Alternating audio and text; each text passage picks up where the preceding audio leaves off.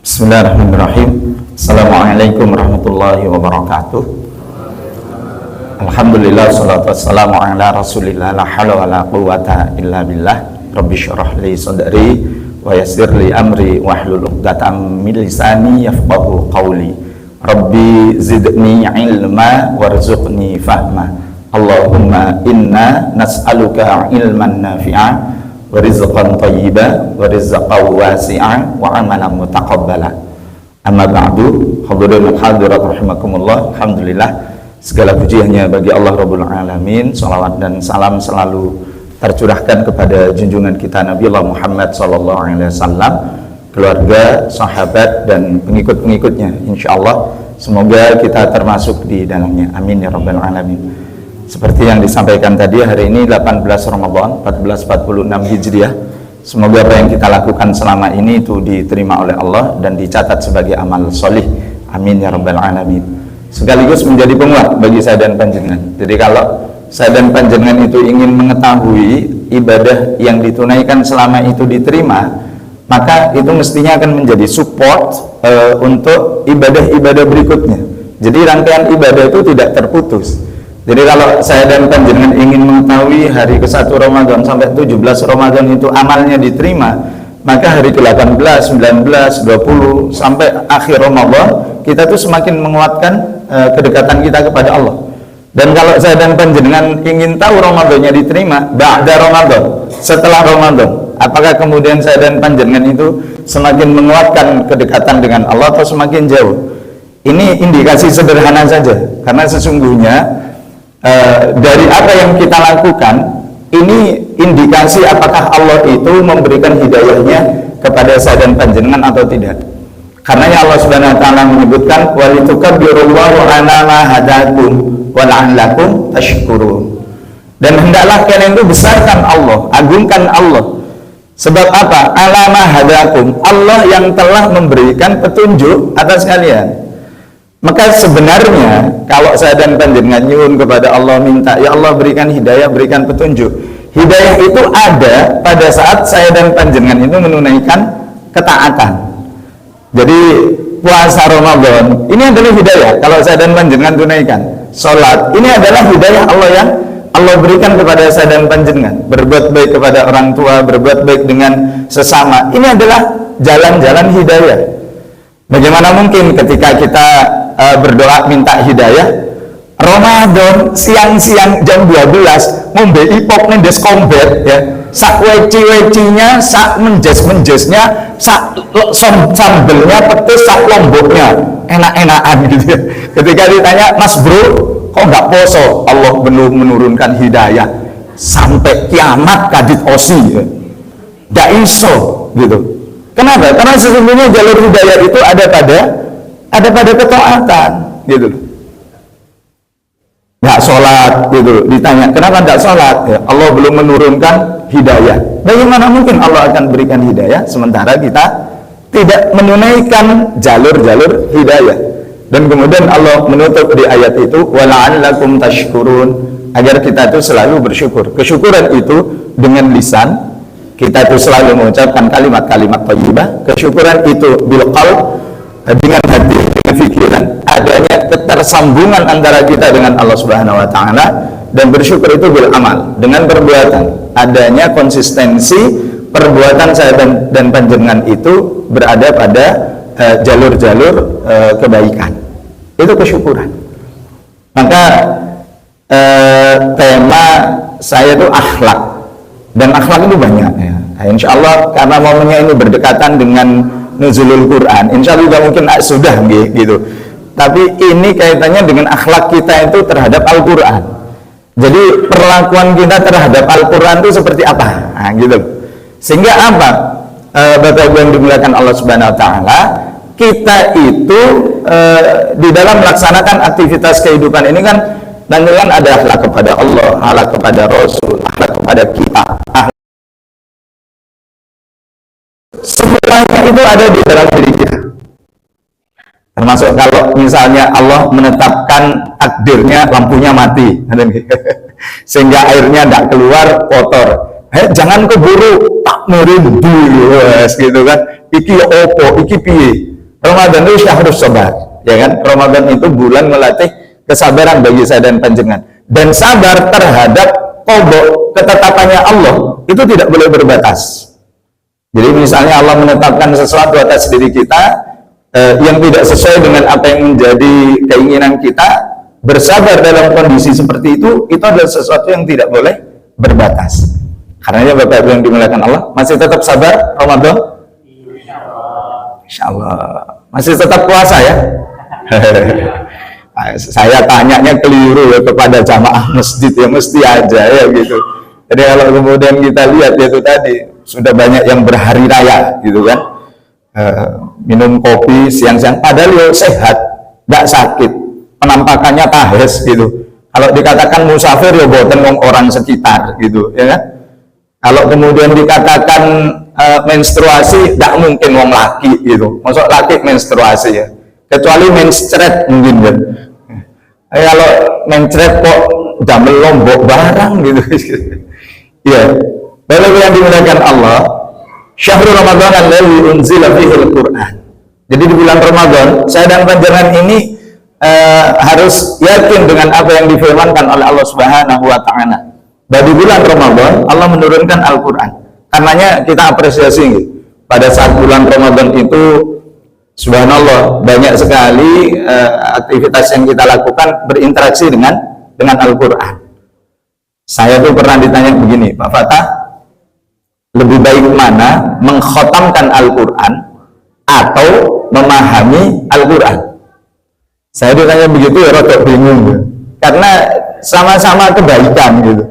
Jadi kalau sama-sama kebaikan itu tidak usah dibenturkan gitu. Jadi kalau kita itu bisa mengkhatamkan Al-Quran pada saat Ramadan, khatamkan, tuntaskan. Sekaligus kita itu coba untuk memulai untuk memahami gitu loh. Sehingga apa? Sehingga dua kebaikan ini sama-sama saya dan panjenengan tunaikan. Kenapa? Ramadan itu kan syahrul mubarak. Ramadan kan syahrul rahmah. Bulan penuh keberkahan, bulan penuh rahmat. Setiap huruf kita membaca Al-Quran itu dibalas dengan satu kebaikan. Satu kebaikan di luar Ramadan itu 10 kali lipat pahalanya. Kalau di dalam Ramadan itu bisa lebih gitu. Bagaimana mungkin kita cuma larang jangan mengkhatamkan, yang penting itu memahami. Tidak bisa kita itu melarang begitu. Karena orang ingin memperbanyak membaca Al-Quran. Jadi saat yang berbeda, tidak cukup kita itu baca cepet-cepetan, ya kan? Kejar target khotam sekian kali, tapi di saat yang bersamaan kita tidak memahami. Nah ini juga nggak pas juga, gitu. Kalau generasi terbaik, sahabat, tabi'in itu luar biasa. Kalau kemudian kita lihat Qatadah itu dalam satu bulan Ramadan mengkhatamkan 30 kali khotam. Berarti sehari berapa kali? 1 kali. Imam Syafi'i tambah dahsyat, dalam bulan Ramadan itu bisa 60 kali khotam. Berarti sehari 2 kali. Jangan ditanya tentang pemahamannya, beliau itu 7 tahun hafal, umur 13 sudah menjadi mufti kok. Sudah jadi maroji, tempat rujukan, tempat bertanya. Kalau 60 kali khotam dalam Ramadan sehari 2 kali, siap? Insya Allah Ustaz. Kalau tidak siap tidak usah insya Allah belum sanggup ya artinya apa? Berlomba-lomba untuk memperbanyak membaca Al-Quran itu baik, sekaligus memahami. Makanya sahabat itu kan berlomba-lomba. Tapi Rasulullah itu mencegah jangan sampai terlalu maksudnya terlalu banyak khotam kemudian nanti memberatkan gitu loh. Maka sahabat sebulan sekali masih siap ya Rasul, sebulan 2 kali masih sanggup, 10 hari sekali masih sanggup, seminggu sekali masih sanggup, 3 hari sekali masih sanggup, wes sudah 3 hari sekali. Itu supaya apa? Supaya kemudian tidak merasa berat gitu. Jadi Bapak Ibu yang dimuliakan Allah, ini perlakuan kita, ini akhlak kita terhadap Al-Quran. Jangan ditanya, sekali lagi pemahaman sahabat tentang Al-Quran jangan ditanya. Bahkan Rasulullah itu kan ketika Ramadan terus murojaah, setoran dalam tanda kutip ya, setoran hafalan kepada malaikat Jibril, apalagi di 10 hari terakhir itu dikuatkan. Maka jangan dipertentangkan gitu. Kalau panjenengan bisa khotam, alhamdulillah. Kalau ternyata berupaya, tidak apa-apa, terus aja, tidak masalah. Gitu. Bapak Ibu yang dimuliakan Allah, tahu ini? Ya, tahu ini? Ya. Apa nih? Lampu lalu lintas, ya.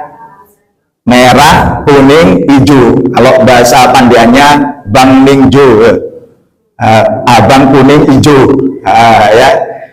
Kalau merah itu menurut panjenengan apa? Berhenti. Kuning, hati-hati. Hijau, berangkat. Pertanyaannya, pernah nggak panjenengan nerabas lampu merah? Hah? Sowan nggak boleh nggak jujur loh ya. Ya, masih selamat nggak panjenengan nerobos itu? Masih selamat ya. Alhamdulillah, kalau nggak selamat ya di Darussalam. Ya, kita itu terus terang kadang-kadang saya pernah juga jam 12:30 malam itu lewat lampu merah, tingu-tingu kok sepi, seret nerobos. Salah apa enggak? Salah, tetap salah. Cuman ya kok alhamdulillah masih selamat gitu ya. Coba pertanyaannya, kalau rame berani nggak nerobos? Lalu lintas rame berani nggak nerobos? Atau sepi tapi ada siluk gitu, ada Pak Siluk gitu, ada Pak Polisi. Sepi tapi ada Pak Polisi, berani nggak? Oh, cuek aja. Mak-mak dilawan gitu. Ya, kalau kemudian lampu hijau jalan ya, lampu hijau setelah itu kuning, teorinya itu memperlambat atau mempercepat? Teorinya memperlambat, prakteknya sudah bisa diduga jawabannya. Apalagi sampai berpikir abangnya suwe pak, bus itu. Padahal teorinya kan memperlambat. Tapi it's okay, bahwa itu aturan di dunia, aturan buatan manusia ya. Bapak-bapak, kalau panjenengan mau belok kanan, lampu sen yang nyala, lampu yang kanan atau yang kiri, bapak-bapak? Mau belok kanan, lampu sennya kanan atau kiri? Kanan. Ibu-ibu?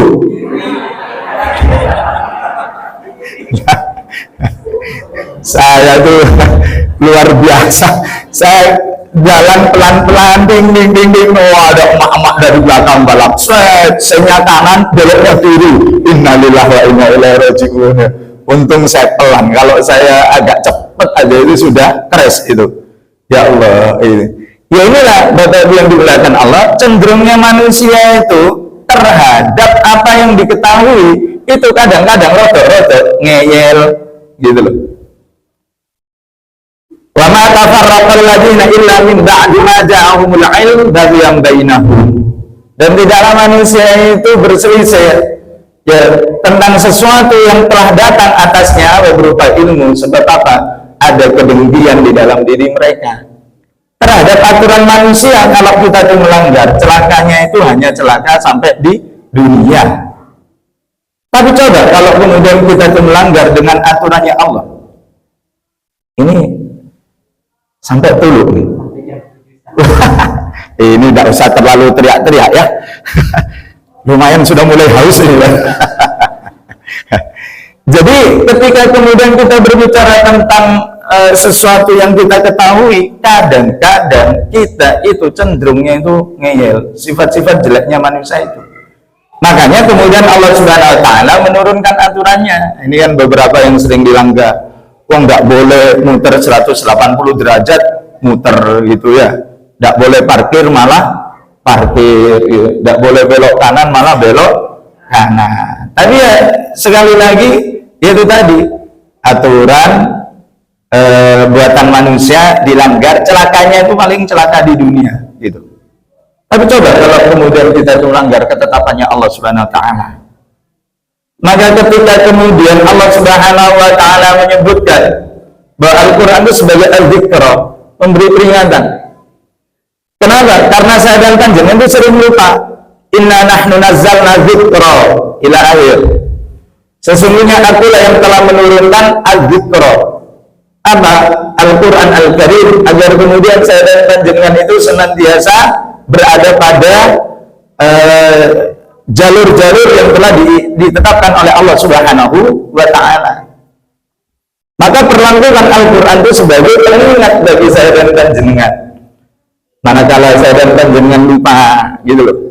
Manakala saya dan panjenengan itu sudah mulai menyimpang jauh dari rel.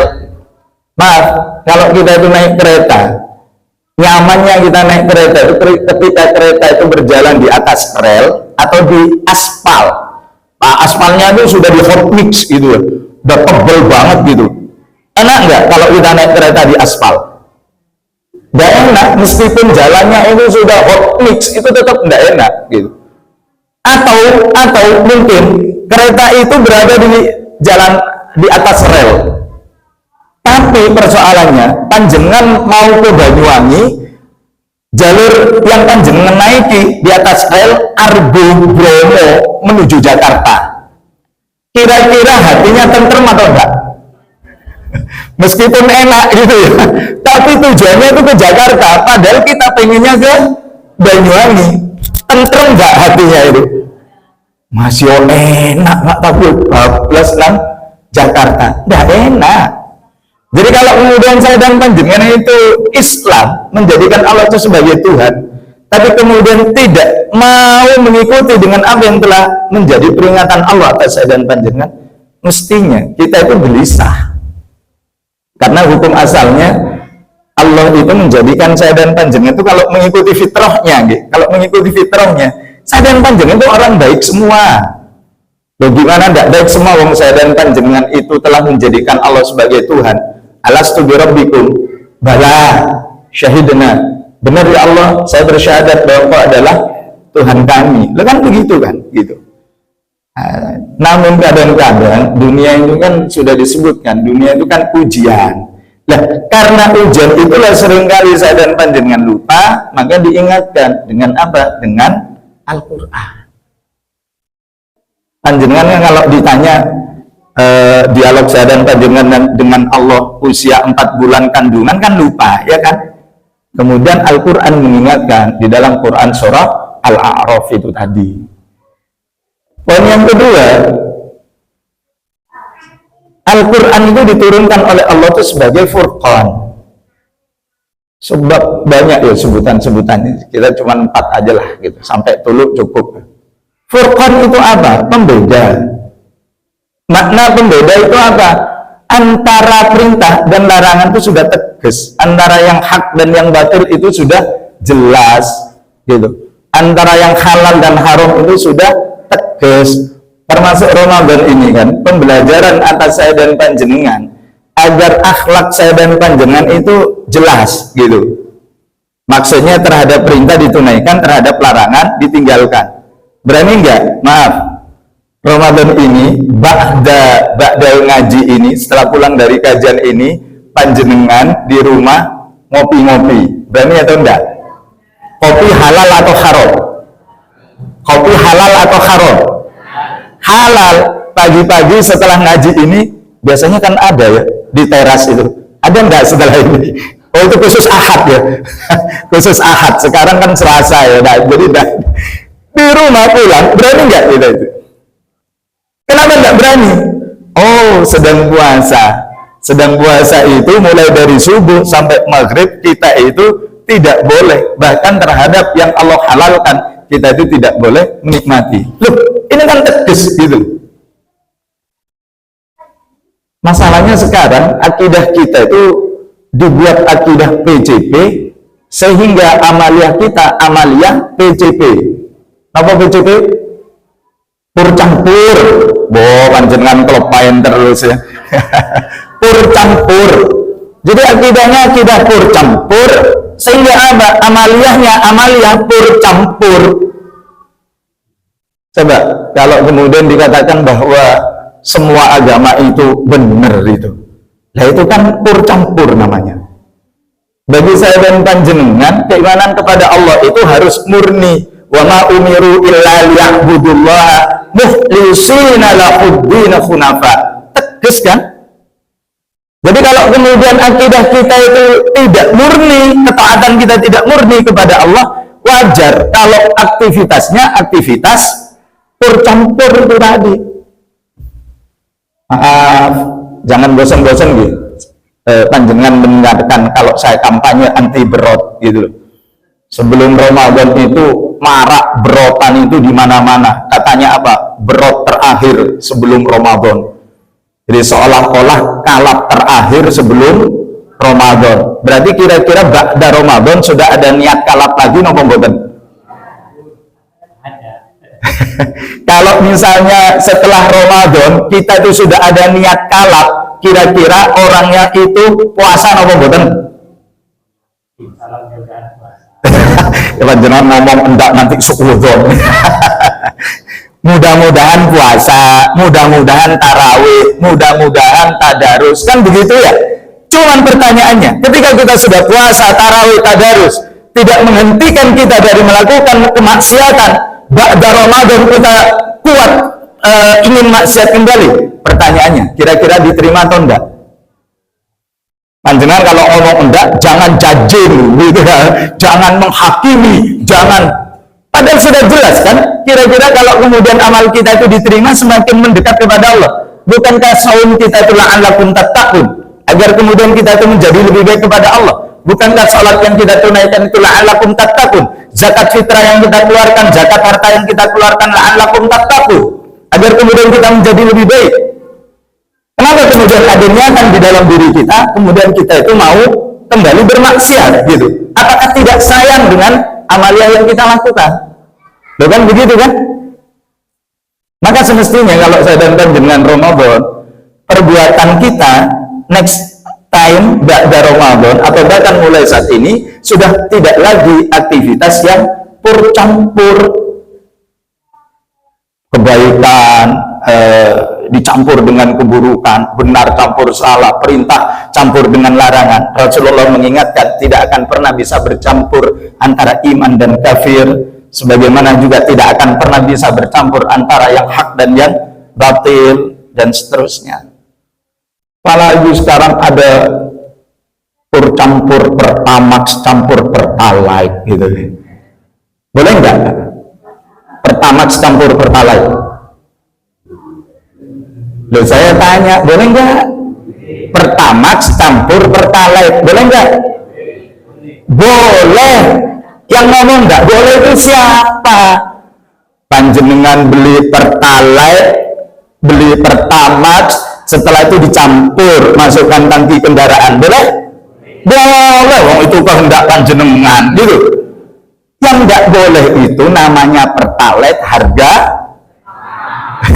Itu yang nggak boleh, itu yang namanya curang.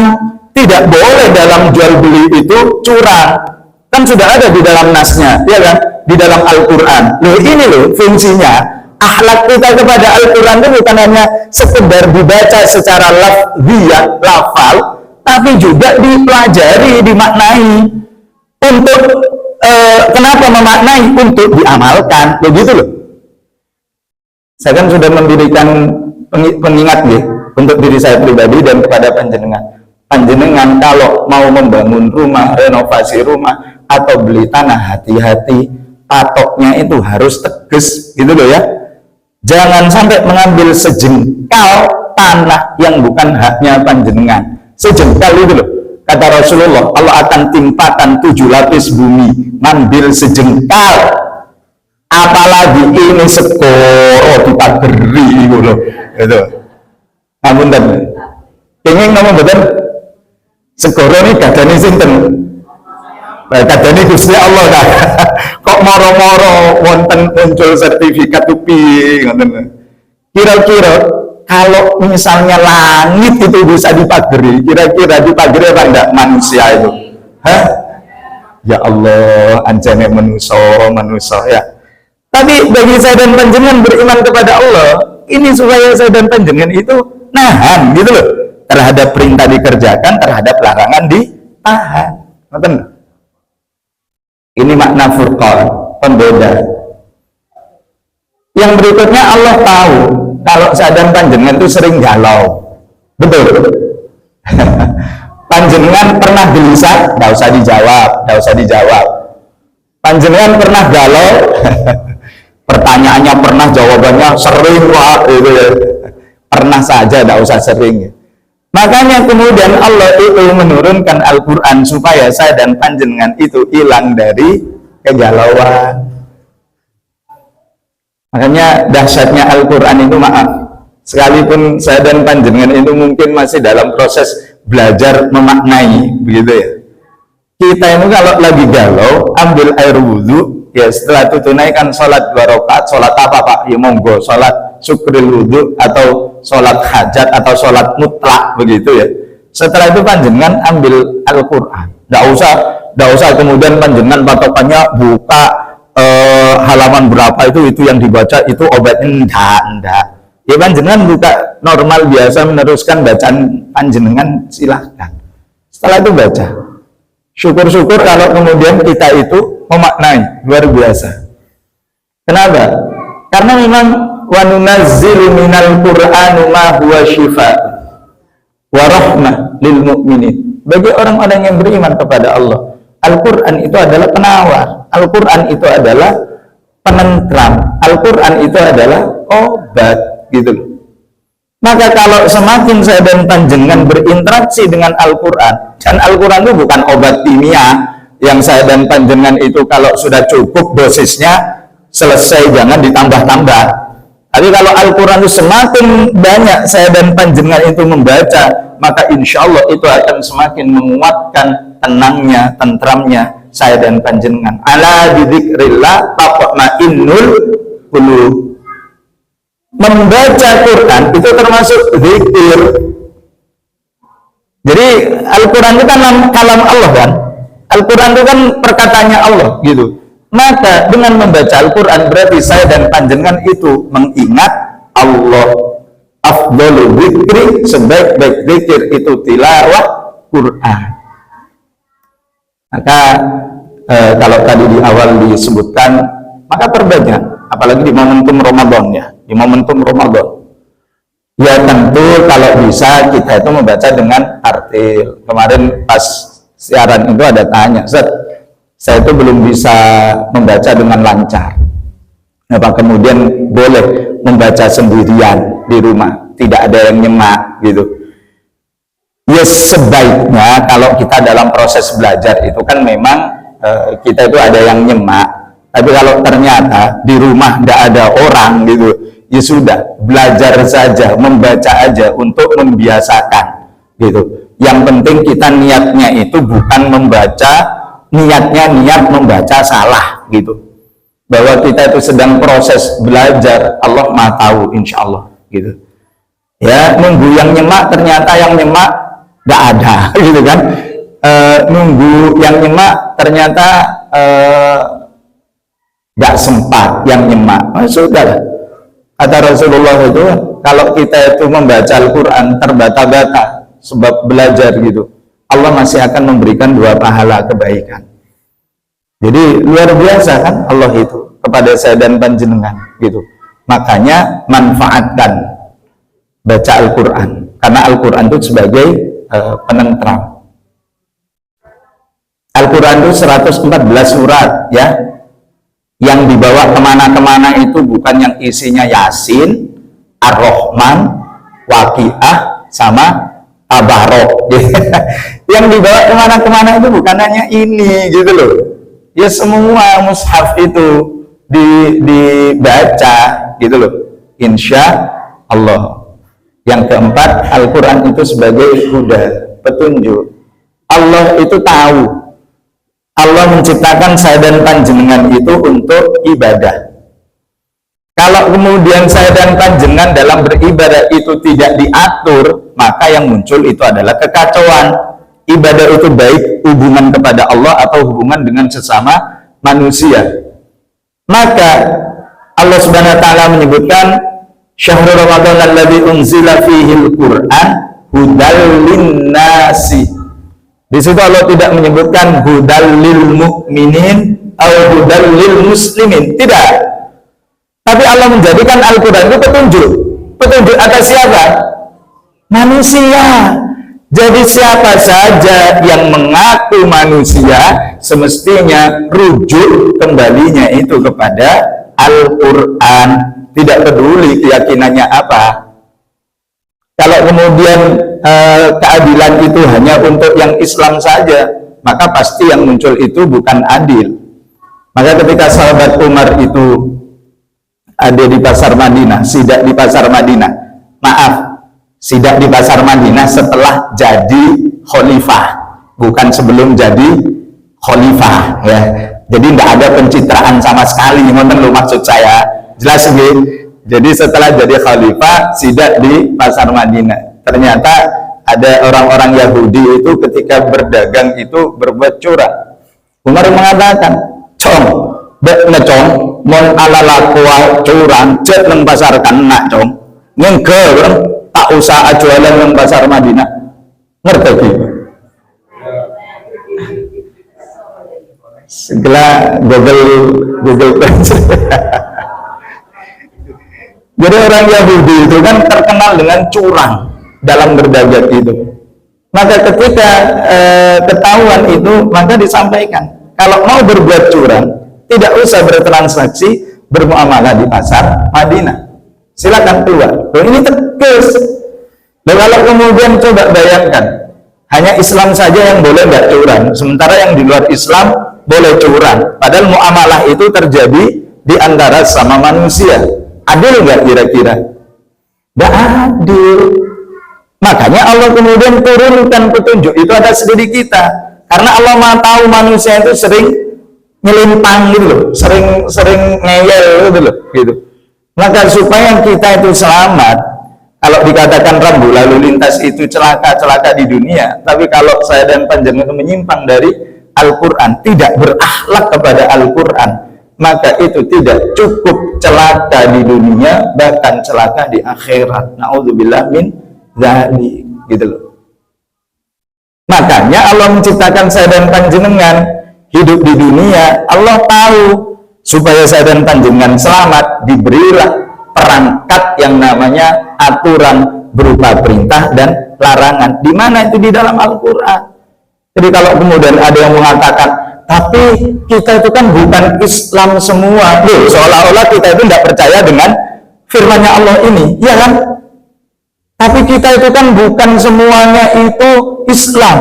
Loh, bukankah Al-Quran itu bukan hanya untuk orang Islam saja, tapi Al-Quran itu untuk semuanya, kan begitu kan? Jadi pernyataan kita itu heterogen, berarti itu adalah pernyataan racun, Bapak Ibu. Kalau saya dan oh iya ya, karena kita itu heterogen, jadi kita tidak perlu mengambil aturan dari Al-Quran.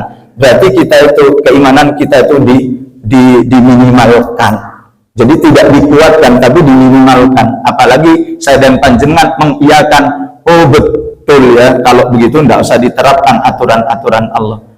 Padahal tidak akan pernah bisa, karena sesungguhnya Al-Quran itu adalah solusi atas persoalan-persoalan saya dan panjenengan. Wa may yattaqillaha yaj'al lahu makhraja.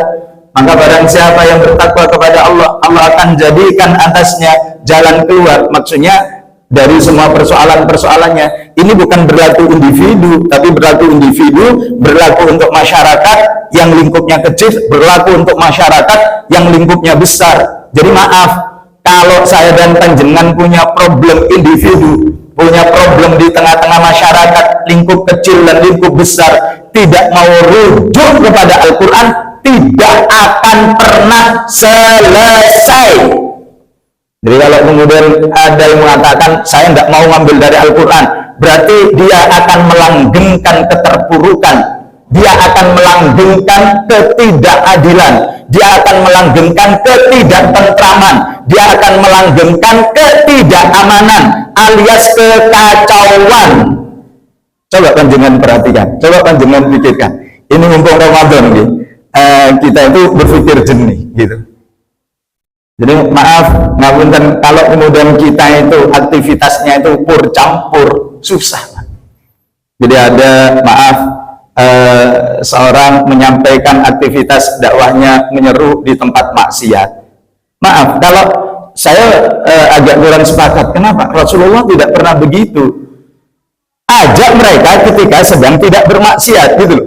Jadi bukan ketika mereka bermaksiat, gitu, terus disampaikan kebenaran. Pas lagi kubang warelet itreng mabuk dan teler, kita datang menyampaikan innamal khomru wal maisiru sambil mabuk gitu kan. Jadi bukan begitu caranya. Maaf, ada warung kopi cetol, beli kopi cetole gitu. Kita datang ke situ mendakwahkan sesungguhnya kopi cetol, lah malah tambah dicetol kabeh gitu. Ya. Jadi bukan begitu. Datengin ketika mereka itu sedang tidak bermaksiat. Kenapa? Karena pada saat itu akal dan pikirannya itu sedang berjalan dengan baik. Kalau sedang bermaksiat itu susah diingatkan. Siap. Sekarang panjang ya. Jadi pengingatnya panjang. Berapa menit? 2 menit ya?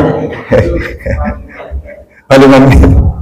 Ya, makanya Bapak Ibu yang dimuliakan Allah Subhanahu wa taala, tidak bisa kemudian kita itu mencampur adukkan aktivitas kita itu antara kebaikan dengan keburukan. Karena Al-Qur'an itu telah tegas itu memberikan pengingat atas saya dan panjenengan. Jadi tidak apa-apa kalau kita itu menghindar dari kemaksiatan, diomongin orang, ya tidak apa-apa karena memang itu adalah ujiannya.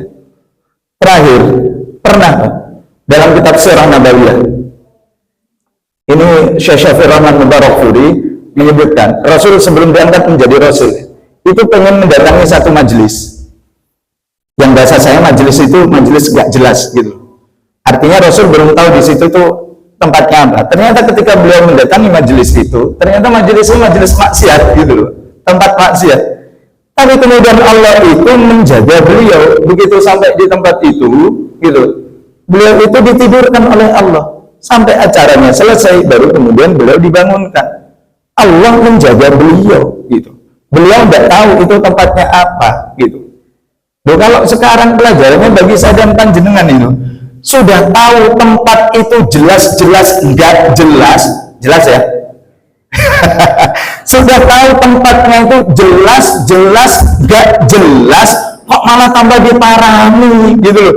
Jangan berharap kita itu akan ditolong oleh Allah, kita itu jelas-jelas ingin bermaksiat.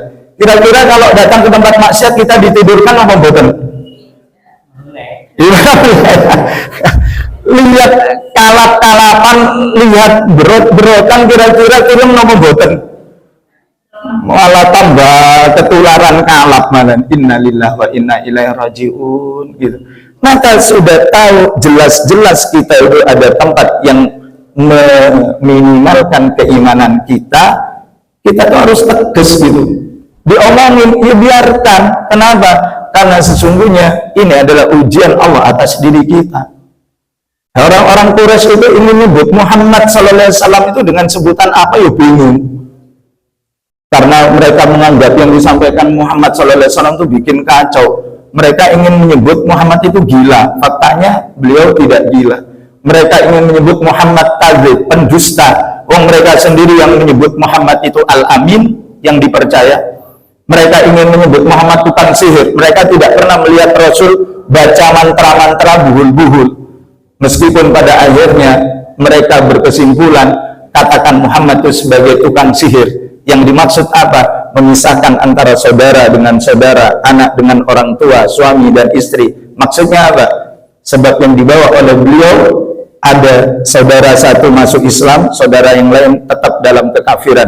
Itu yang dimakna memisahkan. Istrinya masuk Islam atau sebaliknya, suaminya, mereka berpisah gitu. Itu disebut tukang sihir begitu. Akhirnya mereka bersepakat, betul itu aja yang disebutkan.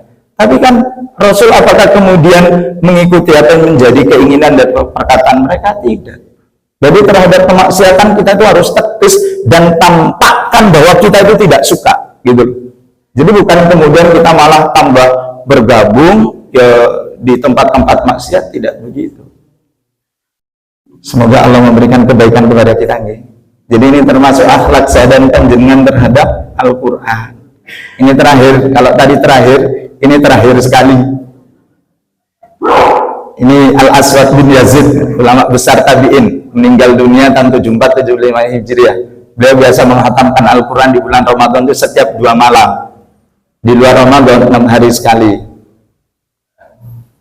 Qatadah biasa menghatam Al-Quran dalam 7 hari, tapi pas Ramadan setiap 3 hari. Ketika datang 10 hari terakhir, yang menghatamkan setiap malam. Masya Allah. Ini Imam Syafi'i di bulan Ramadan menghatamkan 60 kali. Masya Allah, sehari 2 kali. Kayak minum obat gitu ya. Gitu. Kalau kita yang sehari 3 kali minum obatnya, obat betulan gitu. Ibnu Asakir biasa meruntutkan salat Jumat dan tilawah Quran. Beliau biasa menghatamkan Al-Quran di setiap pekannya. Lebih luar biasa di bulan Ramadan beliau menghatamkan setiap hari. Ibnu Asakir. Jadi sehari sekali. Masya Allah.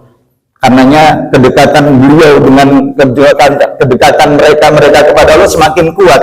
Tidak berlebihan kalau Allah memberikan petunjuk, memberikan kemuliaan kepada mereka itu dengan faqih, ya, memahami agama itu dengan sebaik-baiknya. Nah, insya Allah kalaupun toh kita tidak bisa mencontoh kebaikan yang dilakukan oleh mereka, kita mengupayakan, insya Allah. Semoga kita bisa istiqomah sampai akhir Ramadan. Semoga Allah menerima amal ibadah kita di bulan Ramadan. Semoga Allah memberikan kesempatan kepada saya dan panjenengan untuk mendapatkan Lailatul Qadar, sehingga kita itu menjadi hamba-hamba terbaik di sisi Allah Subhanahu wa taala. Ibadah kita kepada Allah semakin kuat, ibadah kita dengan sesama manusia juga semakin baik. Jadi akhlak kita, perbuatan kita kepada Allah dan kepada sesama manusia itu insya Allah menjadi semakin lebih baik, insya Allah. Mohon maaf dan batin. Subhanakallahumma bihamdik, asyhadu an la ilaha illa anta, astaghfiruka wa atubu ilaik. Assalamualaikum warahmatullahi wabarakatuh.